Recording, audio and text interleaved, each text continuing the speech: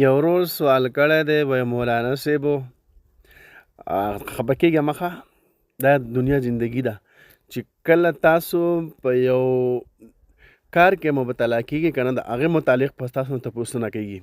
نو هسې نه چې ته وایې چې قاضي صاحب تاسو نه روزانه د خلک تپوسونه کوي، الله بندګانو وټسپ به ته وښیم که نه، نو زه به وایم چې کېدای شي زما په ځای ورته ته هم لیونی شي، دومره مې جان راځي.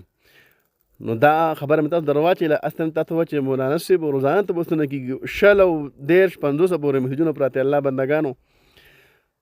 ورور دا سوال وکړو، وایي مولانا صاحب زما کور والا ده، هغه په ما ته دا خبره وکړله، وایي ته مولانا صاحب ته ووایه چې زه په خوب کې سپږې وینم او مړه کوم یې.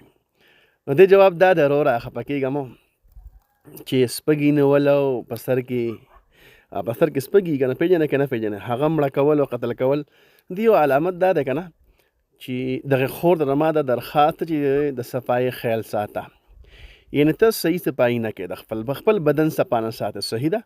او دویم دا دی که نه دا نحوست دی، نو کوشش کوئ څومره خویندې میندرونه دا ویډیو ګوري، یوازې په زنانو کې سپږې نشتي، نوجوانانو کوم 100 سپږې پرې سر باندې پرتې، صحیح ده. نو خفه کېږئ مه، د خپل ځان صفایي خیال ساتئ. ښه دې جواب دا دی چې صفایي شروع کا او صفایي کوه د خپل ځان، صحیح ده. دی جواب دی.